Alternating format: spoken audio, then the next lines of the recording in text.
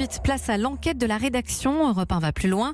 S'intéresse ce matin à un incroyable gâchis. Alors imaginez 700 millions d'euros d'aide européenne pour la France qui pourrait bientôt partir en fumée. Ce sont des aides pour le développement rural que Bruxelles nous a versées mais qui n'ont toujours pas été dépensées et qui seront perdues vraisemblablement l'an prochain.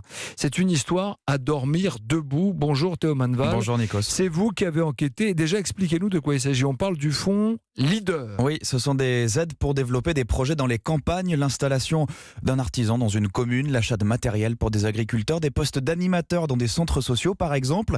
L'Europe nous a alloué à la France 700 millions d'euros à dépenser entre 2014 et 2020, sauf qu'à un an de la date butoir, on n'a dépensé que 3% de cette enveloppe. Alors vous allez nous expliquer pourquoi dans un instant, mais tout d'abord, les grands perdants. Les grands perdants, ce sont ceux qui ont monté ces projets Et oui, précisément. ces dossiers pensés, réfléchis, validés à 3 niveaux, département, région, Union européenne, et qui au final ne touchent rien. Alors ce sont parfois des entreprises ou des associations comme celle de Bénédicte Vivion à La Châtaigneraie en Vendée.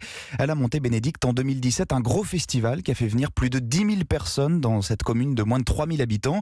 L'Europe lui a accordé 30 000 euros à travers ce fonds Leader, sauf qu'aujourd'hui elle les attend toujours et que c'est même devenu un handicap. C'est un stress. On a dû contracter un premier prêt. Comme la subvention n'avait toujours pas été versée, on a dû en contracter un second. Là, on est à plus de 1 200 euros d'intérêts et de frais de dossier. Donc en fait, on devait nous donner 30 000 euros, mais notre dette s'alourdit de jour en jour. Ces 30 000 euros, on les espère tellement parce qu'on dit à nos fournisseurs, vous allez être payés. Ils ont l'impression qu'on leur ment. C'est des entreprises en plus locales qu'on a fait travailler. On les a mis en péril. C'est pas une aide, ça devient un poids. Quelle histoire! Ces aides hypothétiques qui se transforment en poids financier. Comment est-ce qu'on en arrive là? Est-ce que c'est la faute de Bruxelles? Qu'est-ce qui s'est passé? On tend à se dire par réflexe, sauf qu'en fait pas du tout. C'est bien un dysfonctionnement 100% français dont la responsabilité incombe à la fois aux régions et à l'État. Je vais essayer de vous expliquer ça de manière assez claire. Jusqu'en 2014, c'est l'État qui gérait ce fonds Leader. Tout fonctionnait très bien. Sauf qu'en 2014, on a décidé de confier la gestion des dossiers aux régions. Ça pouvait paraître une bonne idée. Elles sont plus près du terrain. Elles voient les choses de manière plus concrète. Sauf qu'en fait, les régions n'étaient pas prêtes du tout. En plus, dans le même temps, elles ont dû gérer leur fusion. Le passage de 22 à 13 régions, ça faisait plus de dossiers à gérer pour chacune. Résultat, le traitement a pris énormément de retard. En plus, l'État a gardé l'autorité de déclencher les paiements. Ça rajoute une étape supplémentaire.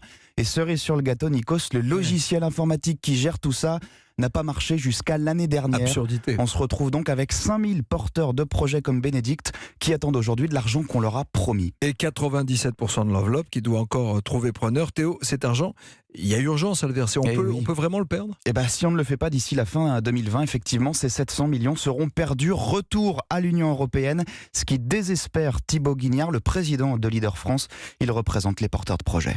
Oui, c'est terrible. Depuis 2014, on nous a dit « Ne vous inquiétez pas, on va mettre les outils en place, vous allez voir ce que vous allez voir, vous allez voir ce que vous allez voir », mais on n'a rien vu. Les régions et le gouvernement n'ont pas pris la mesure du risque de crash généralisé du programme. Aujourd'hui, on demande à rencontrer les ministres, que les choses se débloquent. On va quand même pas renvoyer 700 millions d'euros à Bruxelles.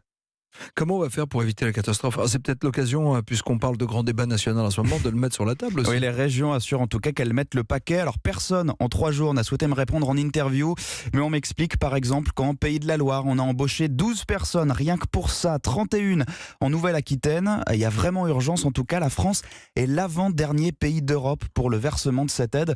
Pendant que nous on se bat pour la verser au Danemark ou en Roumanie, on a déjà tout dépensé et on se bat même pour obtenir des rallonges auprès de Bruxelles.